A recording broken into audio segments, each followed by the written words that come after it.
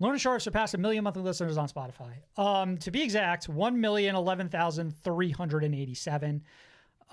This on the heels of their Pain Remains tour, a headliner with support from Brand of Sacrifice, Body Snatcher, Boundaries and Shadow of Intent, and also leading up to their upcoming support slot for Gojira and Mastodon. Marcos, is this somehow the peak moment of Lorna Shore, which feels like it's been a never-ending amount of peaks for this band in the last couple of years? They've had some rough spots. Yes, they have. Have we been doing a slow climb to 1 milli, or did they get all the way up to like 900, drop 1,000 or 100,000? That I'm not certain of, but I think it would make sense that in between the EP and the album, they would dip a little bit where there's not so much material being put out before they then like drop the album and then suddenly shoot up. Though, to be fair, we're like, what, 4 or 5 months since the release of that record?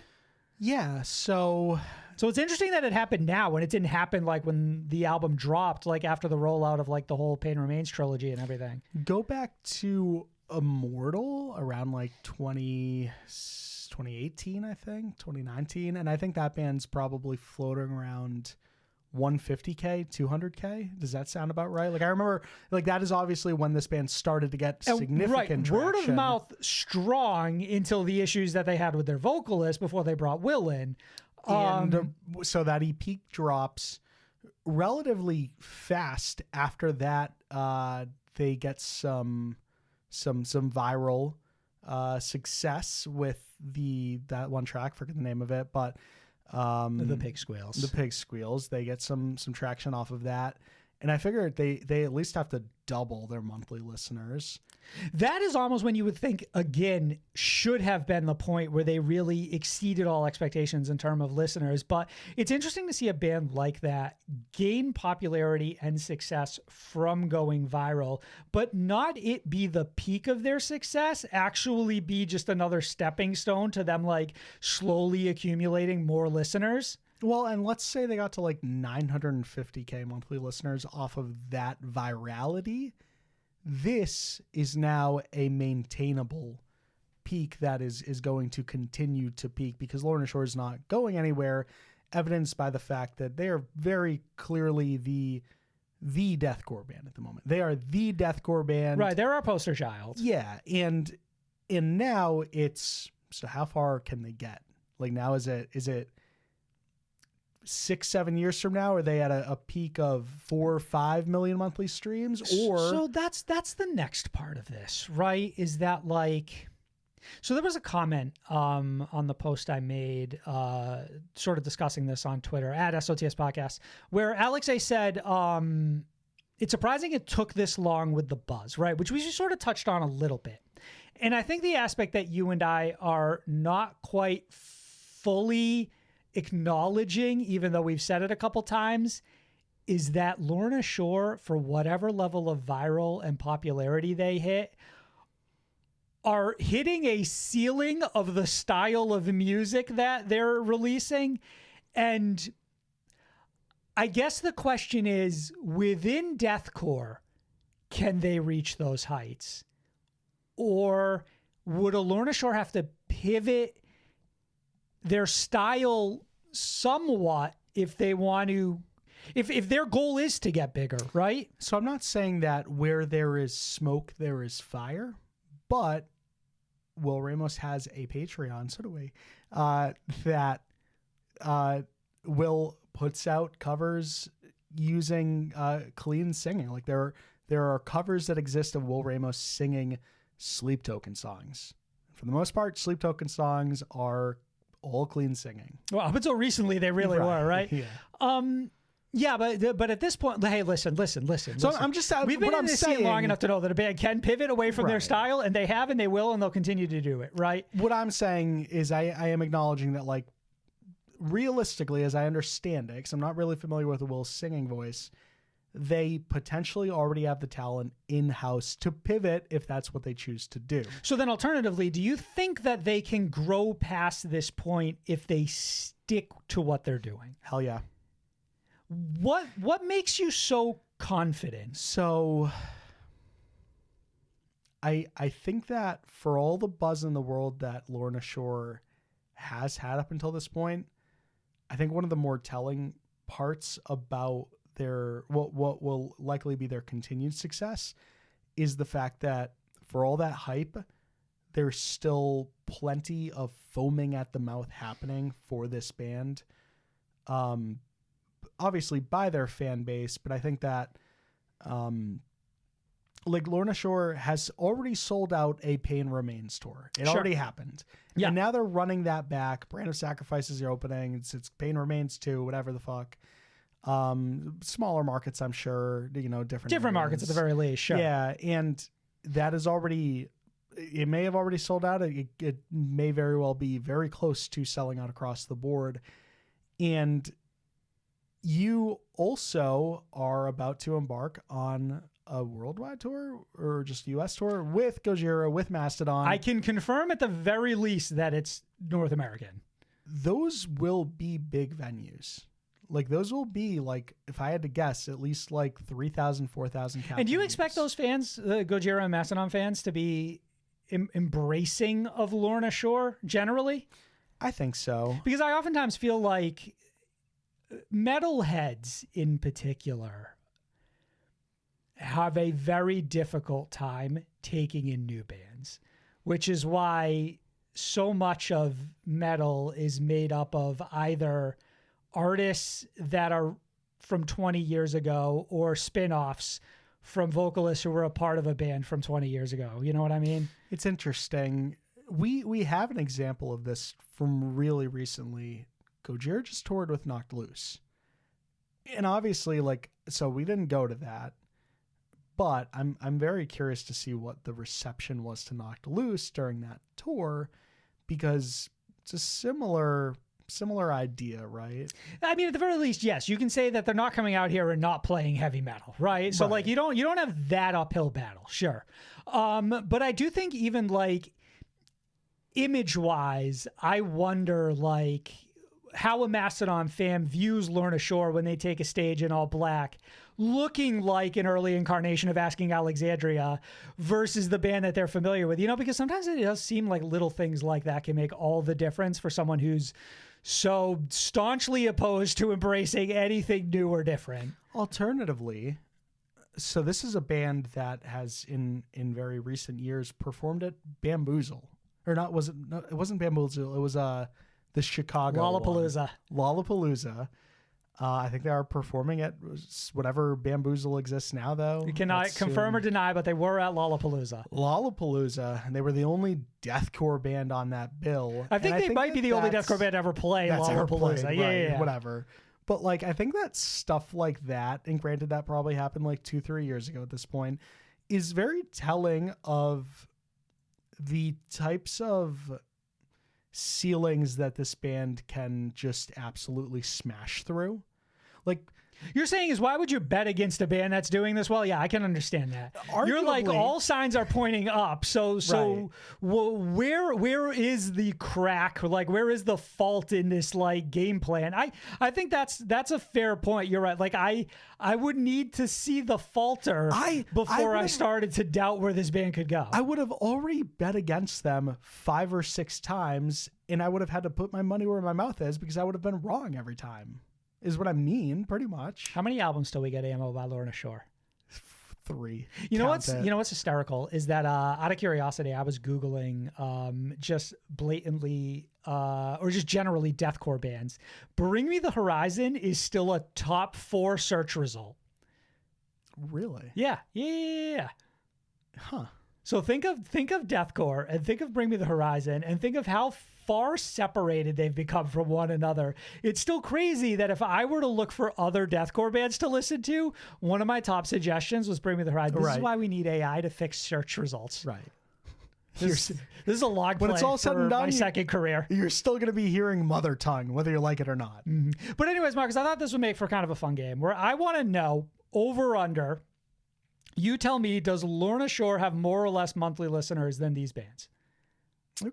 All right, So, I'm game. just a refresher. Lorna Shore has 1,011,387 monthly listeners.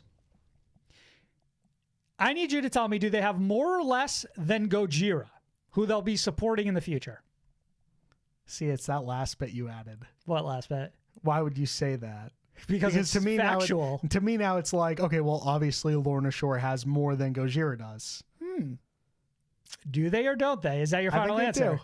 Lorna Shore has more than Gojira. Well, now I'm not quite as confident, but I've locked it in. Incorrect. Gojira has 1,967,701 listeners. Healthy streaming numbers. That feels like a lot for Gojira. Healthy streaming numbers. More or less than Mastodon, who they'll also be supporting in the future. Fuck, you know, As I'm not support going to fall for of this their again. tour. So less than Mastodon. Mastodon has 1 Can I guess? million 0.4. 187,833,000. That's like slightly more? It is yeah, it's about 180 more than what Lorna has. All right, well, we're in the clear. More or less than Asking Alexandria. Ooh. The tricky thing, Sam. Sure. The trickiest thing about Talk me through Spotify is that monthly listeners will fluctuate based on inactivity or activity, right? So I think back to Asking Alexandria, and they maybe dropped an EP this time last year, and then it's been pretty much radio silence since. I don't know if you have the timing exact, but yes, they did drop an EP at some point last year. That said, it feels like Asking's got enough hits under their belt that their floor is, like, regardless of activity, is probably still higher than Want to take a shot in the dark? ceiling. If I had to guess right now, Asking is probably at like a pretty comfortable like 2.5. Pretty close. They certainly outpaced Gojira and Mastodon with 2,936,884. That's pretty good. It's strong. That's for pretty good. an artist that you pointed out hasn't actually released I haven't fucking done shit. material within, like, we'll say approximately the last 6 to 8 months. And I don't even think anything really hit off the last album. That's what is always perplexing, because hit to you and hit in terms of like popular songs don't always necessarily line up. You're like, there were no hits on that last album, and then you go check out one of their top 5 songs is clean off of that last album. It has almost as many listens as A Prophecy. More or less than A Day to Remember. Less, easily less. A Day to Remember, for all their controversies too, are probably still sitting comfortably in like the 4 range, because that band's at least bigger than Asking. For what? 4 milli? No. 4 point what? I didn't say point. I'm gonna tell you right now. Clean 4. Undershot it by a decent amount. 4,836,877. That's good for And their them. new album was last year as well. Does that sound accurate? And all they've had is a single in between that, like fucking last October or some shit. I think you have to look at artists like Asking Alexandria and A Day to Remember and think to yourself, it's not whether or not they had recent songs. It is the songs in their catalog that are such playlist staples that they're guaranteed an endless amount of streams. Yeah. If it means a lot to you, like there are so many songs from A Day to Remember that are plastered over playlists far and wide. Like forever, like period. More or less than Spirit Box. Ooh. Probably one of the closest analogous to this band in terms of like rising stars and like almost within the same time frame. Yeah. My gut is telling me that Spirit Box would have more and that they would probably be in like the 1.5 range. Overshot it a little bit, but they do have more. 1,181,031.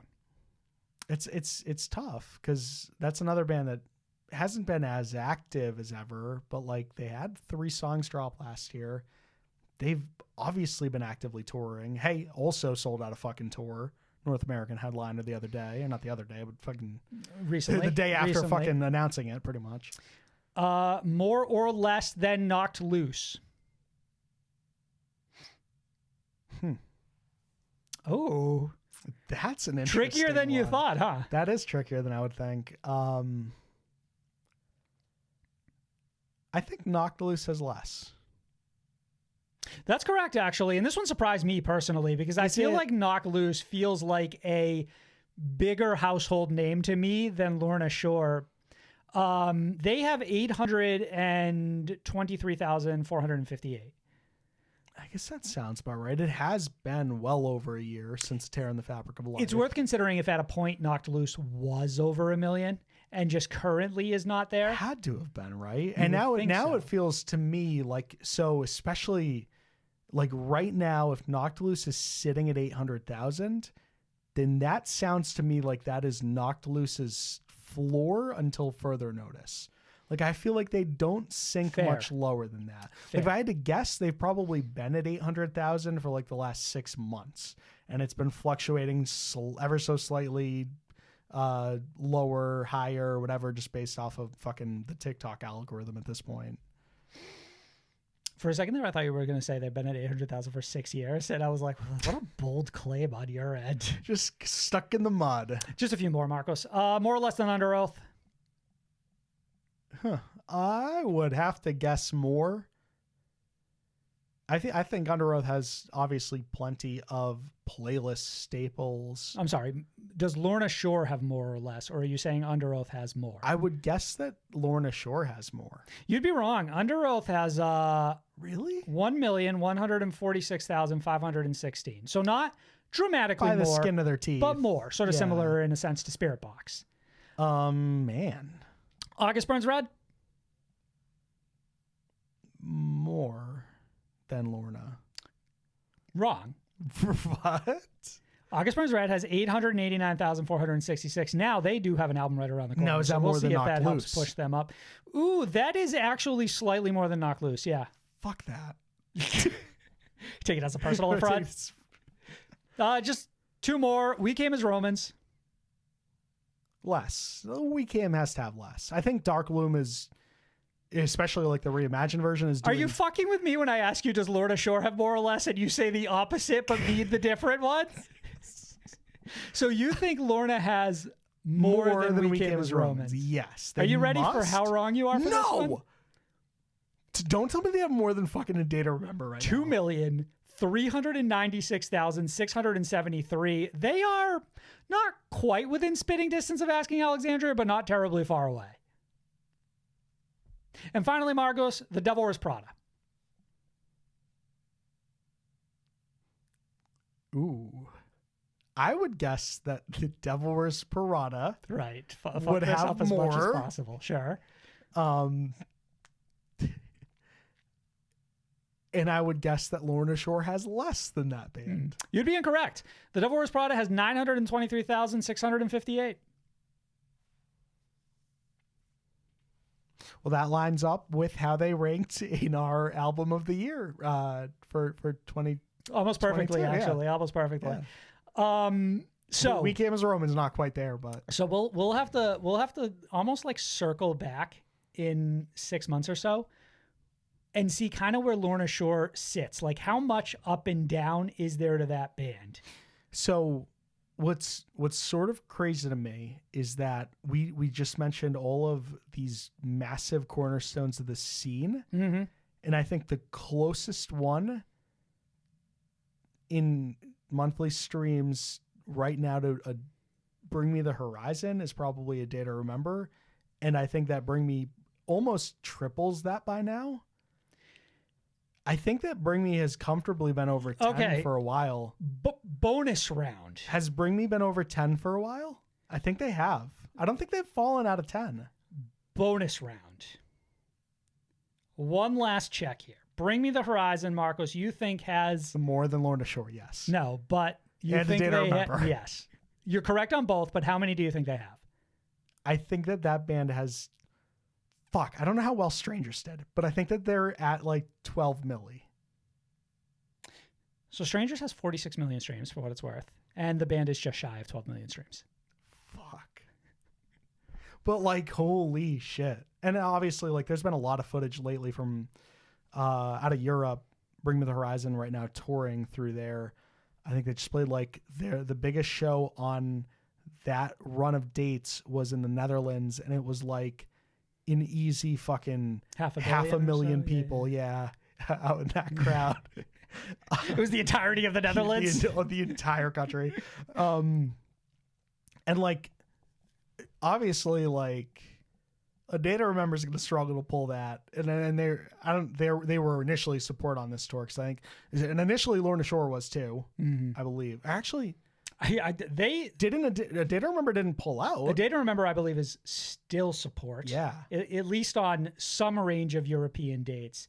Lorna Shore, I'm not positive of. I want to say that might have changed, but it might have became like While She Sleeps. And, no, it became like Static Dress. Ah, right. Which like from a quality thing, like it would also be happy. It ain't bad. It's not bad. Goddamn. Lorna Shore, congrats on the 1 milli. Congrats on a milli. Stay there. The Breakdown.